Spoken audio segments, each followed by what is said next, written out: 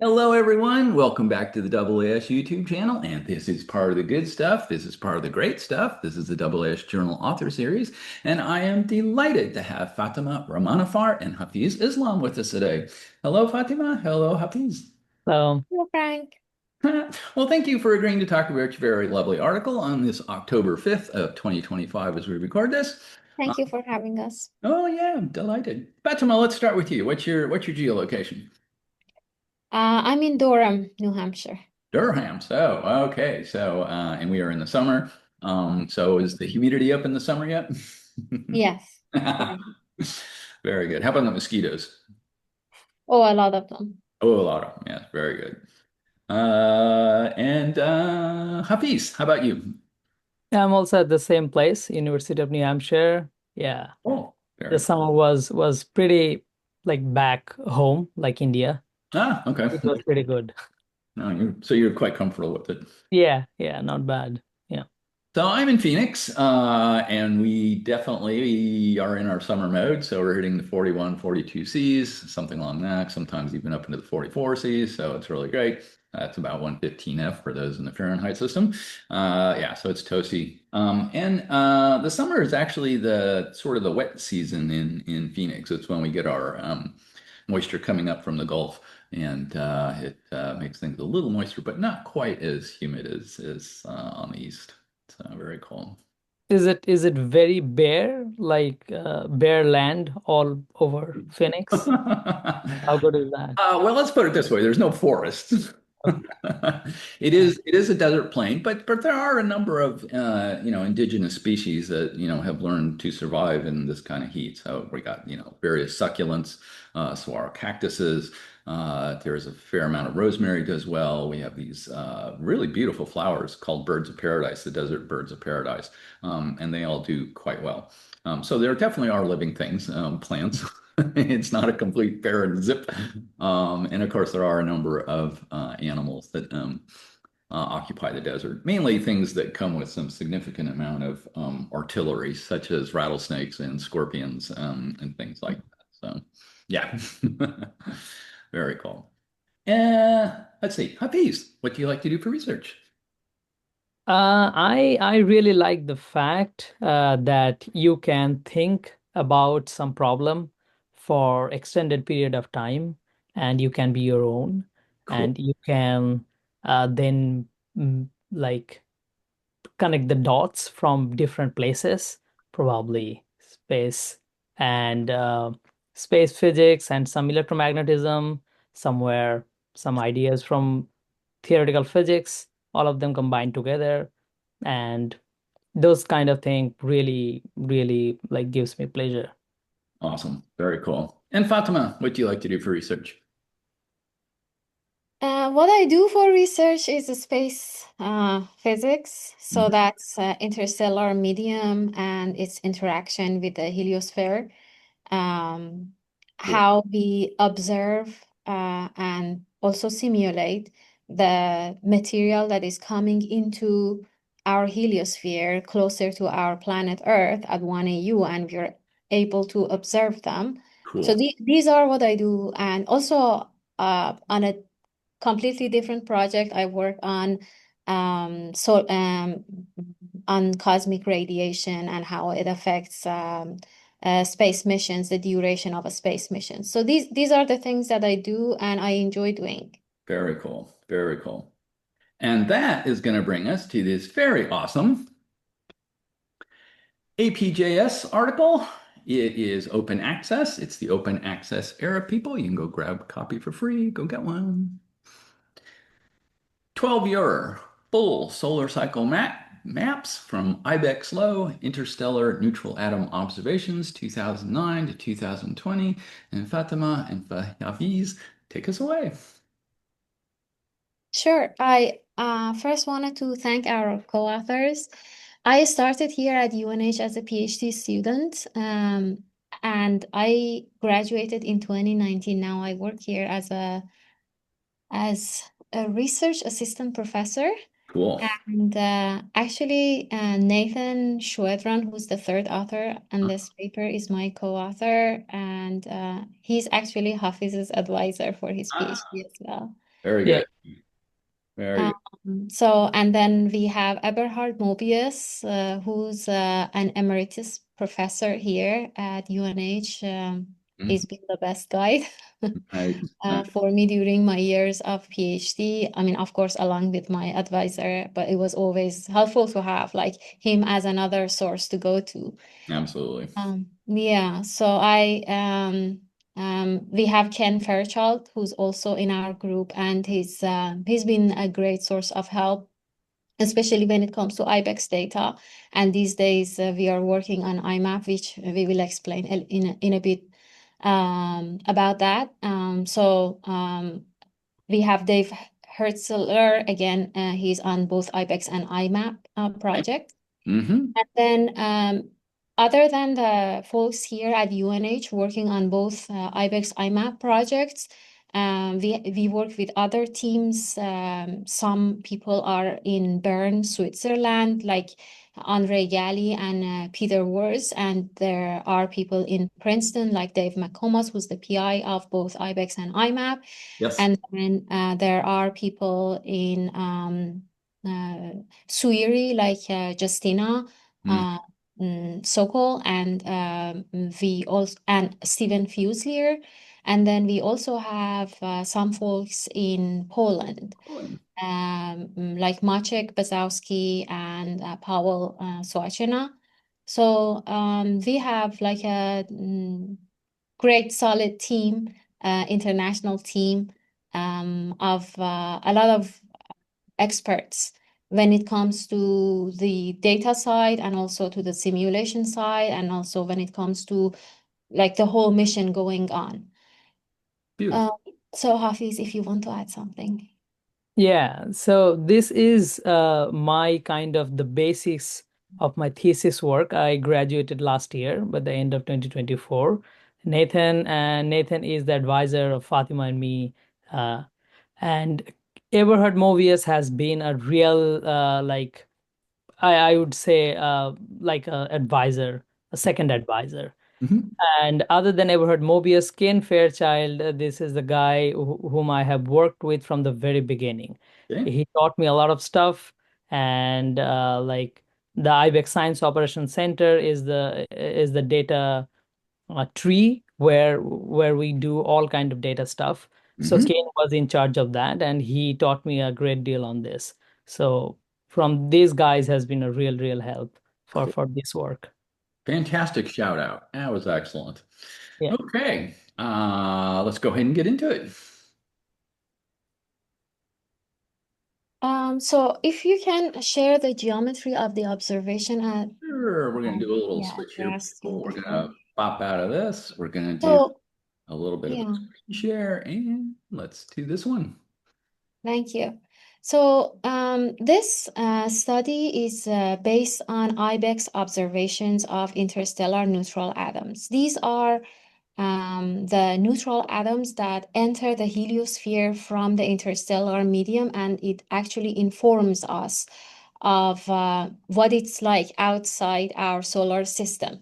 Okay. So we want to learn about the clouds that are surrounding our heliosphere, and we want to know what it's like in the interstellar medium. So we want to know about the direction of in the direction in which our solar system is moving into the interstellar cloud, but also we want to know what are the populations there, what is the temperature like there, and what the species are there, all of that. Cool. So, in order to know all of that, I mean, the sun has its magnetic field that actually drapes around the plasma Mm-hmm. outside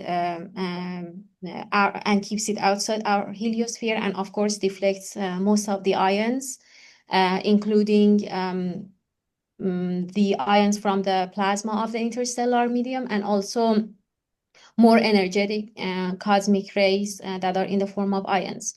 Yes. I mean, although some of them eventually make their way into our heliosphere and are modulated. Yes. But anyways, these interstellar medium atoms, neutral atoms, because they're neutral, they don't interact with the magnetic field of the sun, and they enter our heliosphere freely. Although, again, they may be ionized on their way through 1AU. Yeah. And they have eventually, if they're not ionized, and if they get to 1AU, we are hoping to observe them with IBEX. IBEX was launched in 2008, and we started getting data in 2009. So we have like well, more than 1.5 solar cycles worth of data with IBEX. And in a month, we will have more than a month, I guess. We will have IMAP launch, which is very exciting. We are going to have hopefully many more years of observations of both ENA's energetic neutral atoms and ISN's interstellar neutral atoms. Very cool. With IMAP coming up. So, So Fatemeh, do you want to add a very basics of the heliosphere? What is it, and ENA and ISN? So we can add one or two sentences here. sure, if you want to go for that. Yeah, so the whole solar system is bounded by a kind of bubble. It's inside a bubble. It's a bubble of the solar wind that interacts with the interstellar cloud. So the solar system is moving through the interstellar clouds and Yes. rotating around the black hole. So while there is a relative speed between the interstellar cloud and the solar system, Yes. the interstellar neutrals can penetrate through the boundary of the heliosphere. So Yes. in the boundary of the heliosphere, we have the termination shock and the heliopause. At the Yes. heliopause, where the interstellar cloud, interstellar plasma is segregated with the solar wind plasma. Yes. I'm So with the you. plasma, so the ions that cannot penetrate from the boundary, but there are neutrals in the interstellar medium. Due Mhm. to the relative velocity, they can penetrate from the boundary, Yep. and they are the signature bearer of the interstellar medium. Cool. Because they are neutral, they do not interact at the boundary, and they penetrate at 1AU, and we have the IBEX at 1AU around Earth, which is Interstellar Boundary Explorer. Yeah. So we, through the neutral atoms, we explore the boundary of the heliosphere and the interstellar medium. Very cool. And those neutral atoms, we want to know from those neutral atoms, what is the density of the interstellar medium? Oh, What yeah. are the components of that, like hydrogen, helium, oxygen, neon? And those particles we observe by IBEX at 1AU. Cool. Yeah. Very Yeah. cool. Thanks, Hafeez. So here we show the trajectory of these ISN atoms entering the heliosphere and then being observed with IBEX. So this is our IBEX spacecraft, which has two instruments on board, IBEX-Lo, which is the one we use here, and IBEX-High. Okay. So we have helium, hydrogen, and oxygen as the species that have been successfully observed with IBEX. Okay. These atoms, because they all enter the heliosphere based on the relative velocity between our heliosphere and the interstellar medium, Yes. they all have the same speed when they enter, Okay. and their energy scales with their mass. So as a result, we expect to observe all of them like the maximum or the peak of the signal should be around the same time for all these species. Okay. Except that for hydrogen, because other than the force of gravity, there is radiation force acting on the hydrogen atoms, and this is the result of the result of photons that keep hitting hydrogen atoms, and because the frequency of the frequency of the of the photons that hit that electron on the bound layer of the hydrogen atoms to Yes. remove them. It's exactly the same as the first bound energy of hydrogen electrons. Right. They actually keep these photons keep hitting those hydrogen atoms, excite their electron into the higher layer, and then the electron shortly after go back to their first place, and they emit a photon in a random direction. So the photons keep hitting hydrogens in the radial direction, Yes. but then they are emitted in random directions. So when considering the total image of this thing happening, it actually gives rise to a force called the radiation pressure. It's as if like hydrogen atoms keep being kicked in the radial direction. So that acts on hydrogen atoms, and that means hydrogen atoms are less energetic than other atoms. Okay. So that means they have a different trajectory. And that's what we show with red solid line. Mm-hmm. And because this radiation force is actually comparable to force of gravity, Yes. it's actually may well be that during solar maximum, when we have a more active sun, this radiation force becomes even stronger Yeah. than the force of gravity. And instead of a trajectory like this, actually we have a net force that is repulsive, Mm-hmm. and we have the hydrogen atoms to be diverted outward. Cool. So that's the dashed line. Okay. So based on all of this that I just said, what we expect to actually detecting helium and oxygen with IBEX with a peak around like 130 something degrees Okay. from the fall equinox. Okay. But we expect to see a hydrogen signal that is actually later in the year, which actually means we have like later orbits Okay. uh, of the IBEX. I'm with Uh, you. so based on this, we can go back to the paper. Okay. Thank you for that geometry. That was really great. I'm going to fumble a little bit here as I do another share. Let's go back to the article. And there we go. So based on that, so we have IBEX since 2009. So Mhm. we have that short window of ISN observations where I showed where was like the peak. So a little before that, a little after that, our instrument, like the interstellar atoms are coming in this direction. Our instrument is going like in the opposite direction, so that the relative velocity actually gives rise to a higher relative velocity. Yes. So that we have these ISN atoms, which are not really that energetic. This relative velocity causes, like in the reference frame of the instrument, we have more energetic incoming atoms, and it makes it possible to actually detect them. Cool. Yeah, and then so this is one thing. So we have these incoming atoms. They hit a conversion surface, they become ions, and then they go through an electrostatic analyzer, and which has 8 energy channels. And then after passing through that, there is a post-accelerated voltage that actually further accelerates them into a time of flight system. Ah, Through the time of ah, flight system, we okay. get like now ions of H minus and O minus. So these are H minus. So that means like it's very difficult to actually separate the hydrogen signal from the helium signal, because they both create H minus. Ah, Hydrogen picks up an electron from the conversion surface and becomes H minus.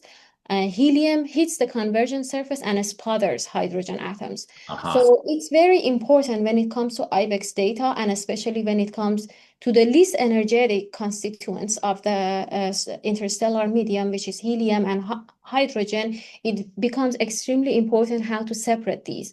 But Yeah. one thing that helps us is what I showed you in the geometry. We observe hydrogen later in the year, Yeah. in later IBEX orbit. So that actually is sort of separated. Cool. Very- Uh, so that's what I wanted to say in the introduction, but I'm gonna ask Hafeez to see what if he wants. Yeah, this is the post-acceleration voltage that I mentioned. Right. This is important. I mentioned this because later we will get back to this. So Hafeez, do you want to add something? Okay. Yeah, the main fundamental thing here is we have those neutral atoms, which are hydrogen, helium, oxygen, and neon. But neutral, it's very hard to detect neutral atoms. And to to detect them very efficiently, we need to convert them into ions that can be accelerated Yeah. by a post-acceleration voltage. If they are not ion, we cannot accelerate it. That's why there is a post-acceleration voltage. Got Now, it. for hydrogen, it's very easy to ionize them, but for helium, it's a neutral inert gas. It's Yes. very hard. The ionization potential is extremely high. So we have a system, it's a conversion surface. The helium atoms hit the conversion surface and sputtered H minus. Yes. So now we have a dilemma. The H minus are also from hydrogen and also from helium. Now it's kind of mixed. We do not know which one is hydrogen and which one is helium. But fortunately, due to um, they are detected in different time of the year, we Yeah. kind of know which one is helium, which one is Mhm. hydrogen, but the boundary is kind of mixed. But Okay. the peaks we can segregate. We can create a kind of zone in our maps that we know that okay, these orbits contains mostly helium, these orbits contain mostly hydrogen. And Yeah. also the oxygen and neon, they are heavier, and so they are detected in a separate energy channels. So Oh, that's how they are segregated as well. okay. Yeah, So we yeah. have some way of disentangling that a little bit. Okay. I'm with Yeah, you. and the disentanglement all for hydrogen and helium comes from the radiation pressure that Fatima was discussing earlier. Uh-huh. So the sun continuously emits Lyman alpha, which emerges from the hydrogen. Uh-huh. And when interstellar neutral hydrogen comes, it absorbs the Lyman alpha and immediately again release that. And while doing that, there is a momentum exchange. And due to that, the trajectory of the ballistic trajectory is changed. So hydrogen and helium, normally they deviate. Yep. I'm with you. Yeah. Hmm. Good. Good, good, good. Okay. Hafiz, do you also want to explain a little about the good times? Yes, yes. The important part of our data. So we are going into the data, what kind of data we are taking. So If you can IBEX, scroll down a little, sorry. yeah. Yeah, a little more. Yes. So the interstellar neutrals, if we talk about hydrogen and helium, so our work is based mostly on helium and hydrogen. Hmm. Uh, So interstellar helium has kind of when it ramps into the IBEX, it has around 80 kilometers per second. So the IBEX has a 30 kilometers per second speed, and at 1 AU, the interstellar helium has around 50 kilometers per second. So Okay. it has around 130 electron volt. Uh, So yeah. the energy channel we are interested in this paper is energy channel 2 and 3, which are uh, 50 29 and 55 Yeah. electron volt. Yeah. Yes.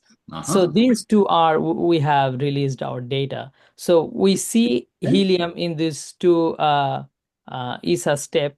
And so it's very important for us to segregate the background noise. And that's why we do not want to take data when IBEX is inside the Earth's magnetosphere, Ah, because there will be a lot of magnetospheric contamination that right. is not actual interstellar neutrals, but it can disguise as interstellar neutral atoms. So we discard some of the time, like if we look at the list here at the right hand side, Yes. that the spacecraft is inside the Earth's bow shock, that mean that we are in the magnetosphere. And yes, and sometime the Earth is in front of the IBEX, so we do not actually know. The star sensor cannot, star tracker cannot exactly tell us what is the location of IBEX, what is the spin direction, Okay. loop direction, all those things. So there are few things that we discard, the times. So we call them good times, and we only take those times which are good for our observation. I love that term. That's fantastic. Yeah. Very good. Okay, so that's where our filtering. I'm with you. I'm good. Mhm. Yeah, and then here we have another subsection that I don't want to go in details, but I Uh-huh. just want to mention that when it comes to interstellar atoms, it's extremely important that as we collect them, we know the exact pointing of the instrument. Okay. So that's why some of these bad times are removed and we come up with the good times list. But it's also important that we have a very fine resolution of the pointing direction Okay. as we detect these atoms. Yes. So this is what gives us a DE or direct event data, which has like a 0.1 degree resolution. Very But good. the problem is that we in since the start of IBEX, we actually weren't really able to get much science from DE because there were a couple of errors going on that made it really difficult to work with DE.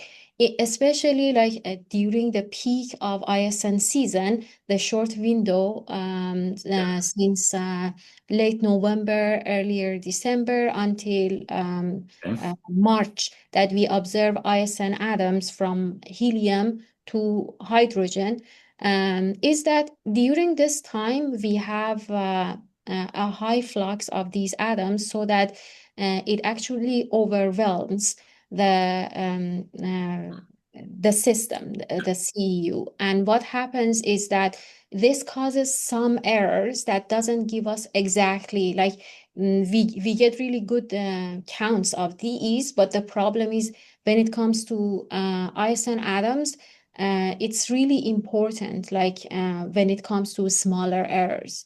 Okay. So for those reasons, we use histogram data instead of DE data. I'm with you. Cool. Good. And we hope in future we can go back, fix for those errors. Now that we have the maximum, we have the peak from histogram. Now we can go back to the higher resolution data of DE and actually bring them back to life. Yeah, correct. For now, what we do with histogram data, we can still do a lot of science with histogram data. Nice. And that's for ISN atoms.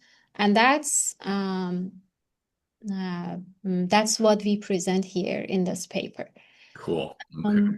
So in this section, I just explain what are those errors and how we fix them when it comes to DE, when it comes to histogram. So this has a lot of details that Yes. I don't want to go through right now. So we've got we got throttling, we got big pulse interrupts, and so on. So we'll leave that to the reader. Yeah. Okay. And from there, we can go back to Hafeez and he can explain to us like some of the errors in the histogram data that we actually address before we go ahead and release our data. Okay. It is. Did you ask me to explain something? Yeah. Yeah. If you can explain about the off angle, NEP angle after 2016. Yeah. So the So one of background. our colleague, Pavel Swazina from the Polish group, he found out due to the star tracker anomaly in 2016, Okay. actually there is the spin direction is moved 0.6 degrees. Okay. So now what IBEX is showing is actually the beam centers are moved from 0.6 degrees. And for ICEN study, it's crucial because we want to find out what is the direction in which the heliosphere is moving through the interstellar cloud. I'm with you. So 0.6 degrees is actually important for us. Okay. So what we did, we redistribute the counts in the spin angle. So we have the 360 degrees spin angle.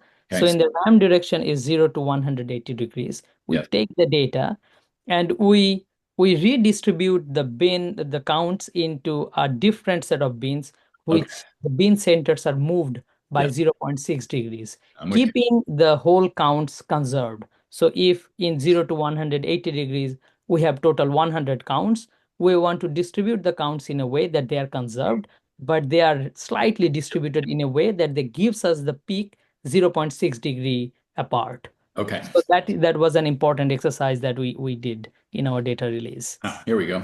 Let's get a visual on that. Yes.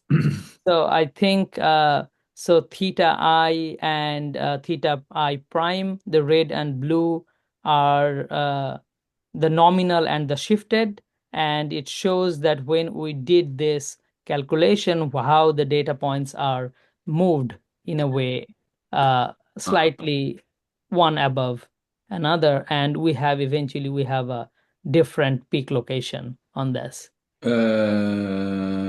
Yes. Okay. I'm with you. Mm-hmm. Yeah, yeah. And so this is in the RAM direction where we have the peak, and in the anti-RAM direction, we generally do not see any kind of ISN because we do not expect because IBEX is moving in the RAM direction, interstellar Right. neutrons are coming in that direction. So Right. we do not expect to see anything in the back. Okay. So this is the anti-RAM direction. So in the RAM direction, we use a Gaussian curve to Mm-hmm. do the redistribution. But Uh-huh. in the RAM direction, because we do not have any Gaussian structure, we just use a linear fitting there. I'm with you. Very good. Thank you. And you can definitely see that little offset the whole way. Yes. Yeah. Okay. Good. And also we have the background subtraction also. Hafiz, if you could go through that. Yes. So as like in the good time list, we except we have the all the good time that we want to select the data in this position, but Yeah. there is always some background. So that background is subtracted from our data. So we kind of sure that there is no data which does not contain only interstellar neutrals. Okay. Yeah, and with that, we go to 12 years of H minus maps. If you can scroll down a little more, Okay. a little more. Come on. Figure Yeah. two.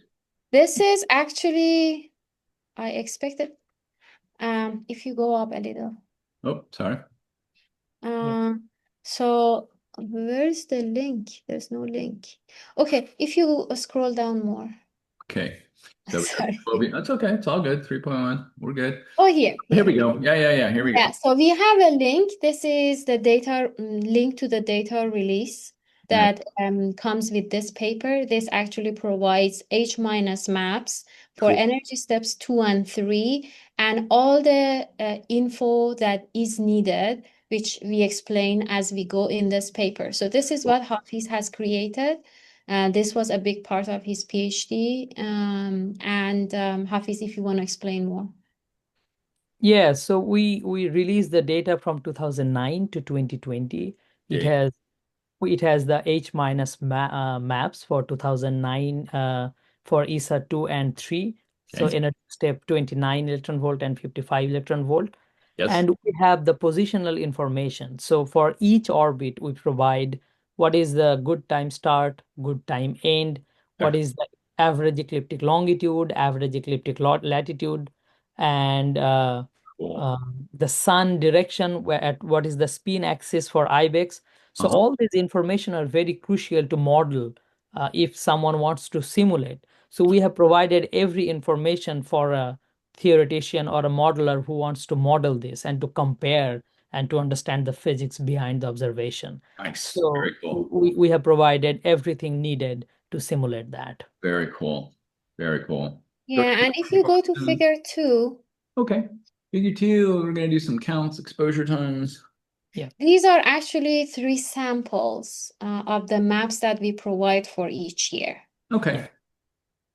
So So this is 2009. So we have generally 3 kind of product we have here. One is counts, Yes. or one is the exposure time and the count rate, which is count divided by the exposure time. Yes. And each strip, the vertical each strips are 1 orbit each. So the orbit numbers are also given. Good. See, Okay. from I'm with right you. to left, we have 13, 17, 21. So you can see this is the very beginning of the IBEX mission. So we Yes. start from 13 because before that we have Yeah. commissioning and the data was not that good. Calibration. So we Yes. discard those orbits. So Uh-huh. 1 to 12, those 12 orbits are discarded. We start from orbit 13, and each orbit we see the count rates in the spin angle. So the spin angle, you can see it starts at -3 and 177 in the ram direction, which is important for us. Okay. And for each orbit we have the exposure time, which is in the second figure here. Mm-hmm. And because of the good time, that is a good example here. You see the different color represent different number of time. So at the beginning 14 15, these are turbulent orbits, not very good, so we have not that amount of good time there. Okay. But the reds, like around 23 or 24, these are more than 800 seconds. So each being more than 800 seconds is a pretty good exposure time. Nice. Very good. Okay. I'm with you. Yes. I'm Yeah. following. Mm-hmm. And then and Okay. count can be kind of erratic because we see due to the exposure time we have the different number of counts. But when we Sure. divide by, then it's smoothen out in the third. And Mm. we see, okay, what is the count rate actually we are getting per second? Yes. And that shows that there is a huge peak there around orbit 14 and 15, Yes. Red. 16. Uh-huh. Uh-huh. That is the peak interstellar neutral that is coming from the interstellar medium, and we can see that. And Cool. it's a very short window. It's only 6 7 orbits that we Yeah. see the peak Yeah. location. Yeah. Mm-hmm. And this is the early 2000 early 2009. We Okay. do not have previous orbits. So this is interstellar helium, and a little bit later we have the interstellar hydrogen around orbit 25 29 in this region, and Fatima can expand that a little bit later. Hmm. Okay, that's gotta be in another figure. Yeah. Yeah, okay. I'm with you. Good. yeah, if you go to figure 3 now, Yeah, I bet that's gonna be hydrogen. And yes, this is actually okay, it's global here. yeah, 12 years of observations. That's so awesome. And yeah, and as you can Okay. see, we have in this figure, you can see solar variation. So we start with a strong signal, and then as we move forward toward the solar maximum, 2013, 14, 15, you Yes. see that signal becomes much weaker. And then as we move Yes. toward another solar minimum, the signal becomes stronger, but not quite as strong as it was in the previous solar minimum. And Yes. the reason for that is that in the summer of 2012, we switched to a lower pack voltage. Um, Okay. you remember I mentioned that the post-acceleration voltage is important, and I will mention that later. Yeah. This is what happens. So these in order to detect these neutral atoms, we need to accelerate them. Yes. So after they hit the conversion surface, they pass through the electrostatic analyzer. They are accelerated into a time of flight system. Yes. And what happened was that in 2012, we went from 16 kilovolt down to 7 kilovolt. So that cut the peak by almost half. So as you can see, in 2020, our peak is much weaker than what we had in 2009. But Yes. one other thing that we see here is apart from this quite strong signal, which belongs to helium, we have a faint signal around here. This is actually ice and hydrogen. And this is the reason we know this is hydrogen, because this is where we expect to see hydrogen, not helium anymore. But also, other than that, during solar minimum, we have this. But when it comes to years of solar maximum, this signal is completely absent. And that's because hydrogen atoms are heavily ionized before they reach 1 AU. And of course, with a stronger Yeah. solar activity levels, we have even less of them, so that they fall into background levels. Okay. Well, And then let me ask one question. What was the motivation for dropping the voltage on the accelerator? there were several reasons, but it's more like technical reasons. Okay. Okay. Yeah. That's fine. That's fine. It's not related to the science. It's more on the higher voltages will be more useful to the science, but then when you can keep it at that high voltage. Got it. Yeah, I remember that at that time the IBEX went in a solar eclipse, Yeah. and it was very hard to revive that. And probably they thought some reason, I'm not very much sure about this, but they had to reduce from 16 kV to 7 kV Got it. to the solar eclipse. Got it. Okay. And these are really high voltages, like Yeah. 60 kilovolts, and Yeah. then 7. Yeah. Okay. Especially after I got involved in calibrations of IMAP-Lo, it was the first time it hit me, like we are talking about really high voltages. We Yes. are in the lab and we're applying those voltages, and that's when I realized, no, this is actually 7, Pretty 10 strong, right? I kilovolts. mean, you're really accelerating them. So yeah. Okay. Okay. So, Okay. Thanks. yeah, and then we have the hydrogen signal back in the year 2019 and 20. You Yeah. see that extension, that faint extension of the signal that belongs to hydrogen again. Oh, cool. So this is for energy step 2. But if you move to figure 4, We're going to bump the energy up a little bit here. So let's go to figure 3 and figure 4. So this is going to be H minus in channel 3, step 3. Okay. yeah, this is energy step 3. And as you can see, even during solar minimum, we don't see that extension of hydrogen, because we expect hydrogen atoms to only be observed in energy steps 1 and 2. They're much lower in energy than other species. Yeah. Okay. So that's it. And we can move to the next figure. I'm with you. Cool. All right. Let's blow that back up. And we got there's a great number of tables in this article. Yeah, we'll go back to Check the them out. tables later. If we go to figure 5 now, Sure. in figure 5, oh, sorry, I forgot about figure 5. I was talking about figure 6. So this is the difference between energy step 2 and 3. This is a differential between the two, yeah? Yeah, Okay. yeah. Okay. So we see the same features. So this is interesting because you see the pink color is negative values. So in energy step 3, we expect to see more helium atoms than in energy step 2. So we expect the peak to be negative here, because this is actually E2 minus E3. Yes. But then we see the hydrogen signal here, because we expect hydrogen signal in energy step 2 and not in energy step 3. So Right. we clearly see that hydrogen signal here and here, but then not in the year 2014 or 2013. Right. Right. So from here, if you go to figure 6. Okay, figure 6. Ooh, very nice. Yeah, this is actually the peak of the signal for each year. Uh-huh. And this actually better represents how we go from one solar minimum to the next with the peak values of observed H minus count rates actually being cut by half between the two solar minima, and that's because of the lowering of pack voltage. Yes. And then we see during the solar maximum, the values are of course, lower. Yeah. Yep. Makes sense. Okay. What is the oh, that's just the bar. Never mind. I'm good.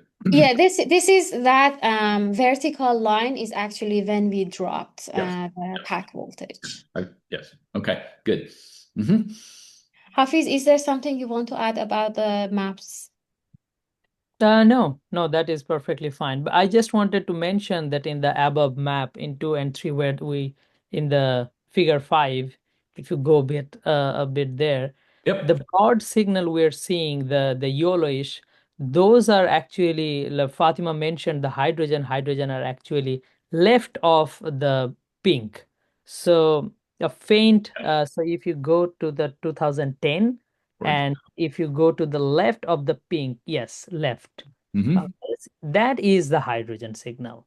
And you see the arrowish angular structure, that is not hydrogen, that is secondary helium. Secondary helium is another product that is created in the boundary of the interstellar heliosphere of the uh, at the boundary of the Yes. heliosphere. The Yes. primary helium comes and interact with the plasma. It creates another population. We Okay. call them secondary helium.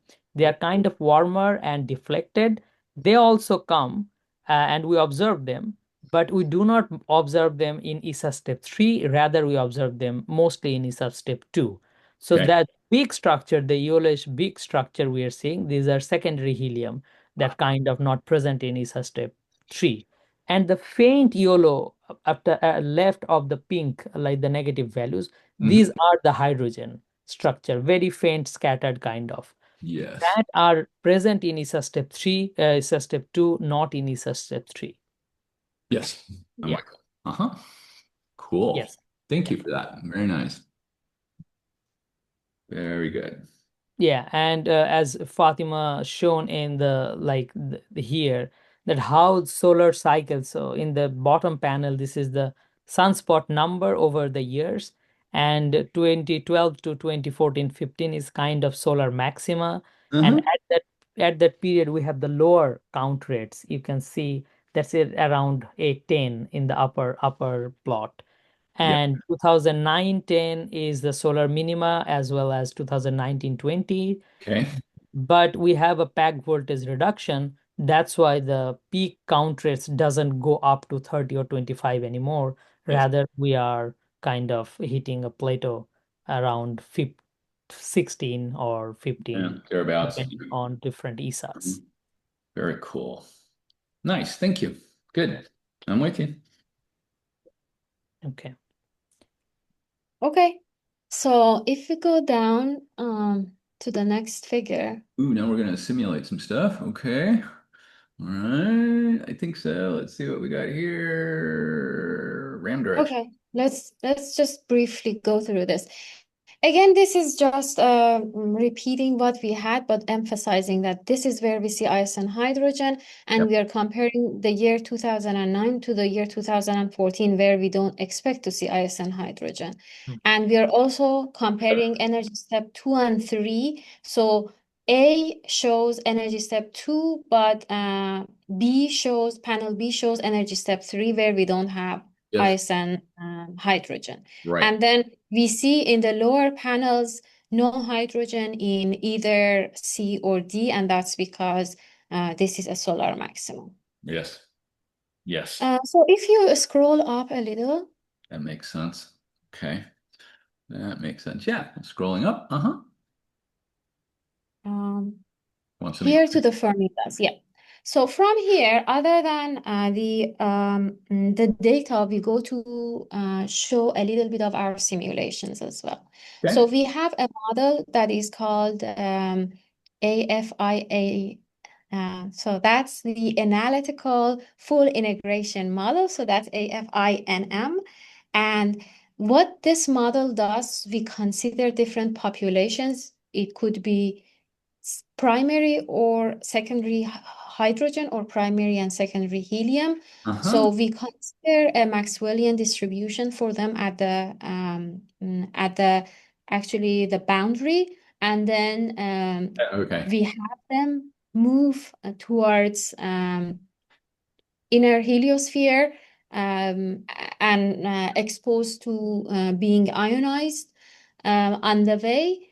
So this is how our model works by considering separate populations for different species, hydrogen and helium, and then also if they're primary or secondary. Are they actually pristine hydrogen and helium atoms that are traveling all the way through the interstellar medium, or are they secondary ones that are actually ionized at the boundary and are like the previous ions that were turned into neutrals and entered the heliosphere? Right. So we consider these two populations, and that's how we simulate or how we forward model these signals. And that brings us to the next figure. Okay, I am with you. Okay, onwards. I got it. And figure, let's see, we did We are going to figure 8. Yep. Oh, here's some of our numbers there. And this table actually represents table 3. We show the values that we use for these different populations. Good. So these are the density, temperature, velocity. And our 2 angles. Very good. Okay, I'm good. Let's go on to figure. Okay, let's zoom out to get the whole thing. And here we go. These are the predicted E2s. Yeah. So on the right, we have data, and on the 2 left columns, we have the simulation. The difference between the 2 columns on the right, sorry, on the left, is that we have either we consider only helium. So that's what we have on the left, and what we have on the middle, we also add hydrogen. But the thing is, when we compare only helium on the left with data on the right, we see that hydrogen faint signal missed. But then we can actually predict helium quite well. But when we add the hydrogen, according to our model, we see the signal is much stronger than we expected from data. And the reason is that right now, the current models, all existing models, predict much higher count rates for hydrogen in energy step 2.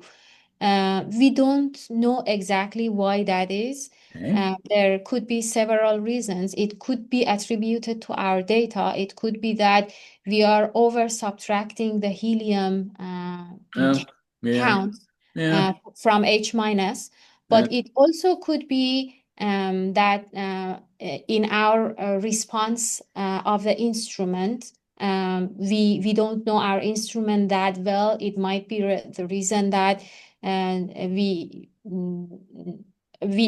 are looking into that, especially when it comes to IMAP calibrations. We always consider that these 2 lowest energy steps where we expect to see hydrogen, we need to look into that very carefully. Then other than that, there's also that there might be some physics that is absent from our models.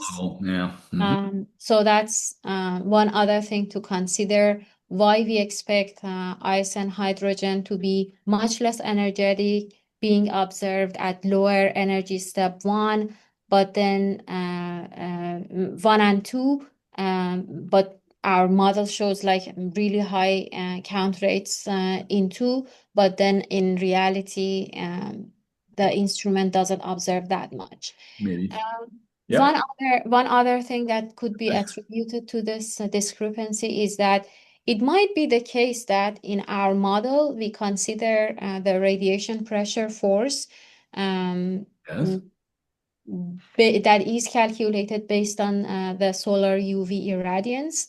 And it might well be the case that the radiation pressure is not exactly what we expect it to be. So there might be like a an absolute calibration problem with UV irradiance values. So there's a mystery. Mysteries are good. Yes. So this is we have 3 rows here. They represent the years 2010, 19, and 20. So Mhm. these are the years of solar minimum, but we also cover the years of solar maximum as well. If you go to figure 9, we Okay. have Okay. oh, sorry. Again, I forgot the differential. These are the Math. differentials. This is subtracting what we have in model from what we have in the Yes, just to make it a little clearer on yeah. where the mysteries lie. Okay. Yeah. Yes. Yes. And then from here we can go to the next figure. Here, which will This be is solar maximum. Again, while in the data we see no ice and hydrogen signal, our model predicts some, although weaker than what we had predicted for solar minimum. But again, the discrepancy persists here as well. yes, it does. Okay. Interesting. Hafiz, do you have something to add to these plots? No, I think sorry. I think it's a kind of mystery that why don't we see almost any hydrogen in ISA step 2 at Yeah. all in solar maxima. There is a bit in solar minima, but that's not substantial at all. Yeah. And we are trying to find out what's really going on there. Yeah. Yeah. Cool. I mean, the trend, the behavior is as expected. During solar minimum, we have some hydrogen observed. During solar maximum, it almost falls to the background. That's fine. We understand that it must decrease because the ionization becomes stronger during years of solar maximum. Yes. And then it goes back as we expect. We see some hydrogen. So But qualitatively, it's there. yeah, Mm-hmm. but yeah, but why that much of a difference Right. Right. It's in quantitative. energy step 2? Misses a little bit. Yeah. Okay. Good. Yeah. I'm with you. Uh-huh. Nice. So So that was that one. I think this is the last figure that I wanted to discuss from this paper. This one, figure 10. Yeah, this was the last one. So I don't think Okay. we want to go through the next figures. But one other thing that I wanted to mention, and I think Hafiz can explain that better, is the tables. So from the beginning, we mentioned that this paper accompanies a data release. We Right. showed the link, Mm-hmm. but other than the maps that we showed, the exposure times, the counts, and the count rates, Yes. there's a ton of other data that if you're a modeler and if you want to study ISN count rates, you need from this data to be able to compare this data with your simulations. Correct. Yes. That's what we provide in our tables. Very. From the beginning, we provide the orbits that are in table 1, the orbits that are included. And then we have like the special modes for which we sometimes don't have data available. Okay. And then we have some positional data and stuff that Hafiz can go through. Okay. Yes, I think if we go down a little bit below, Sure. the one important work we did here is to provide the positional information for each orbit. So this is orbit, each orbit, and their ecliptic longitude, and the year, which time of the year, and the day of the year.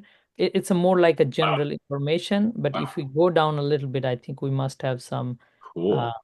example of positional Okay. information. Yeah. So Let me we go down a little that was bit. earlier. This is 2015, 17. And we Yeah, get for all these years, we provide the longitude, the year nice. fraction, and day of year. Nice. This belongs to the peak. Sorry, this belongs to each orbit. Mm-hmm. Yes. For each orbit, we provide this value, Wow. and this is of course weighted by the exposure times. But then, other than that, we have table 11, Yes. This is the positional data that Hafeez was mentioning. Okay, and I actually Very good. rotated Yeah. just a little bit. So let me rotate it back so people can see it normally. Okay, that's There we great. go. Yes. Yes. So we can see here that this is an example from 2009, and we have these columns. So orbit, let's take the first orbit, orbit 13. We have the average ecliptic longitude. So that means what is the spacecraft position? So each orbit is almost 7.5 days long. So Okay. in 7.5 days, it covers almost 7 degrees, more than 7 degrees. Nice. So to model, we need a particular position. Sure. So that's the average ecliptic longitude we Wow. give based on the good times. So GD, in each, yeah. GD, good times. Yes. So the good time start and good time end, this is the good time start and end, but we also have chunks of time in that whole time. So it can be total, the if you take a subtraction of end minus start, it might be 4 days, but it's not a continuous 4 days. Rather, Right. these are chunks. So Right. we do a weighted average and find out what is the average ecliptic longitude. This is very crucial because if we want to model, it will show different kind of count rates in a different position. Position. So Yes. we have to find out what is the average position of the spacecraft that is given by average ecliptic longitude and average ecliptic latitude. Yes. And this is in the ecliptic J2000 frame of reference. And that's why our latitude is almost kind of zero, is on the ecliptic plane. Yes. Yes. And then we have the range. What is the minimum ecliptic longitude and the maximum ecliptic longitude in the next two columns, and the range. And then we have the spin axis ecliptic longitude. Uh, That is in which direction IBEX spin axis is looking at. So mhm. our intention is the IBEX spin axis should always be looked at towards sun, and but it's not the case. It's only maneuvered only beginning of the orbit. So after 2012, after one orbit 130, the whole orbit is divided into arcs, and we do the maneuver twice in each orbit. Okay. So in this period of time, let's say for an orbit, the spin axis is fixed. So at the end of the orbit, the spin axis is almost 6.5 degree or 7 degree away from what it should have been. So Okay. spin axis Oh, that. direction is also Yeah. an important aspect of modeling. So Mm-hmm. we provide the spin axis ecliptic longitude, latitude. These are two crucial information. And then we have the good time start and end, and we show what is the total good time we have per orbit. And then we give the average good time. If we want to find an instance of time throughout the orbit, then Yes. we also do a weighted average. Right.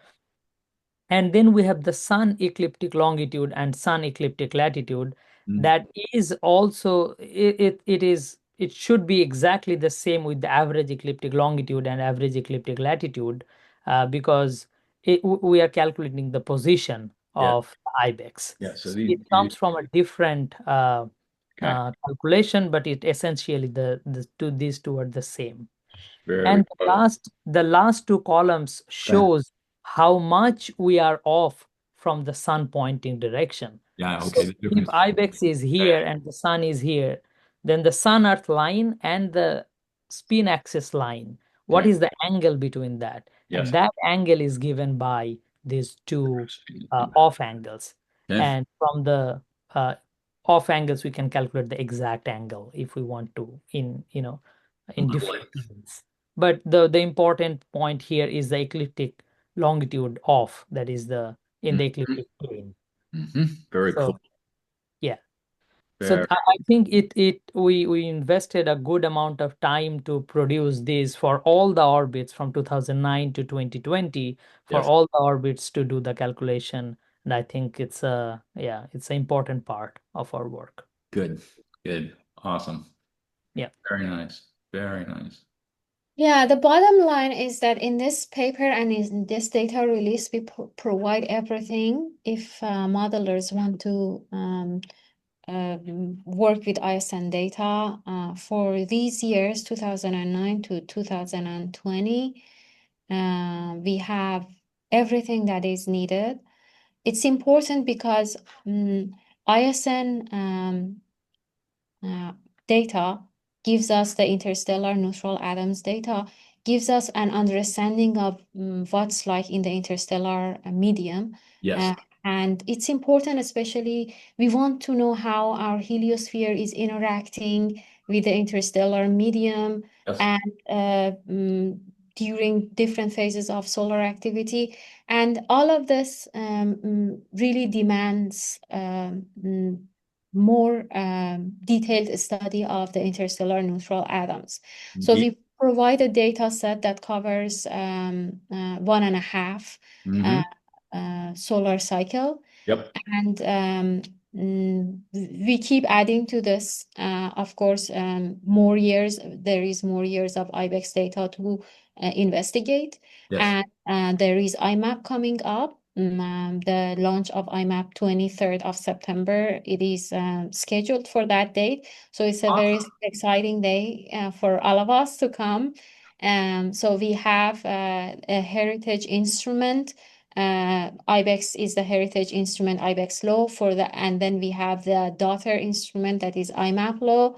Yep. And Oh, man. Nathan Schuetron is the PI of IMAP-Lo, and here at UNH we have been very much involved with actually building the instrument and then calibrating the instrument. And now we are in the final phases of getting ready for the launch and actually getting ready for creating a data set. After we go to the science phase for IMAP-Lo, we want to present the data to the public in a way that it is useful. So Yes. we also, both me, Hafeez, Nathan, and Ken, who we mentioned. So we are very much involved in making sure that we are ready for the science phase of IMAP-Lo so that we can provide useful maps and useful data for the public. Very cool. Very cool. Beautiful work. Beautiful work. Fatemeh, Hafeez, I want to thank you so much for walking us through your very awesome article. That was great. Thank you. Thank you. Yeah, very nice. And you touched on a little bit there, with the exciting launch of where we go from here, and we got IMAP coming up, and it's coming up within a month or so, so that's pretty awesome. Let me probe about it. What is different, but with IMAP versus IBEX, for example? How does IMAP help things get better? Well, first of all, IMAP is a much bigger project. With IBEX, we had IBEX-Low and IBEX-High. So with IBEX-Low, we measured interstellar neutral atoms between 10 EV and 2000 EV. And then with IBEX-High, we go all the way to 6000 EV. So these were specialized for observing ENA's energetic neutral atoms Uh-huh. and ISN's interstellar neutral atoms. But with IMAP, we have 10 instruments. We have magnetometer, we have several instruments that actually detect ions from the solar wind. We have the glow that is to observe the UV photons and everything. So we have a much bigger project Yeah. that addresses not only the interaction, I mean, it addresses the interaction between the heliosphere and the interstellar medium and the solar variations in much more comprehensively. So we have this more info about the solar wind from the same project Yes. measured at the same location. So Yeah. we measure the solar wind, we measure the UV, we measure the magnetic field, we measure everything like the neutral Very atoms cool. and everything. So this is a much bigger project and much more comprehensive. But when it comes to our observations, when it comes to IMAP-Lo, well, this is a brand new instrument that brings its opportunities with itself, meaning that I mean, back then, imagine I was a undergrad student, I guess, during the years that they were building IBEX. But when I think about those days, which I wasn't there, Yeah. yeah, I imagine it must have been much more difficult because I mean, right now we have the insight from all the years of observations with IBEX. Back then they didn't have that. So we have all the insight. We know, like, we know which species we should be more careful about. We know what energy steps, like when it goes to calibration, we know exactly which energy steps are the crucial ones to address. Cool. So we have all that insight that informed us and made us ready to tackle the problems when it came to the calibrations, when it came to the tests, when it came to design. So there are some huge differences in a way that, like, for example, what problems were we facing with IBEX? How do we address that? First of all, Yes. the short window of observations. TD. We want to extend that to the full year. How do we do that? We could only look into the incoming ISN atoms during that short window. Now we want to extend it. How do we do that? We added a pivot platform. I was This is going to say, the biggest difference between IBEX and IMAP-Lo, that we have a pivot platform. yes. Instead of going like this, now we have a pivot platform. So this is looking like that, and that's the only place that we can observe. But now at different we have that pivot platform that brings us looking right into the ISN atoms incoming everywhere during the orbit. Yes. Almost everywhere, because we have like our limitations. Like in the first year, we only go between 75 and 105 degrees of the pivot platform, whereas IBEX was only 90 degrees. Okay. So this is like a 30-degree constraint.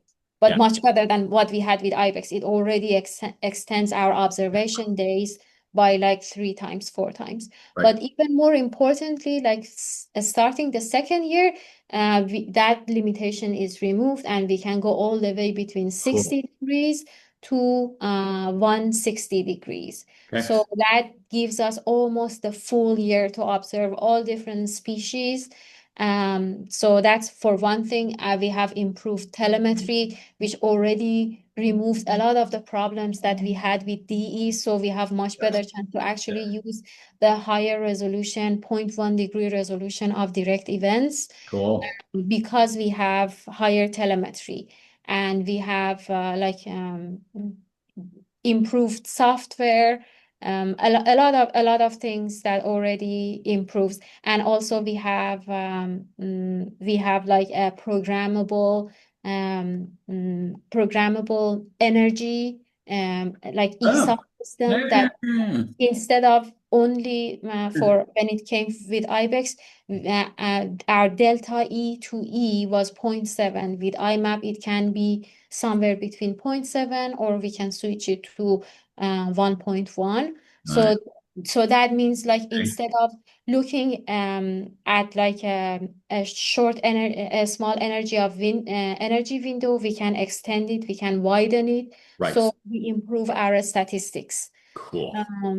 But then that would be depending on the science that we want to gain. Which one is more important? Is that resolution in the energy is more important, or is it like improving the statistics? So we widen the energy window and we observe like more statistics. Yes. So there are all these differences that promise better statistics and more science coming up with IMAP. Very cool. That is awesome. Let the good times roll. Awesome. Fatemeh and Hafeez, I want to thank you so much again for walking us through your very awesome article.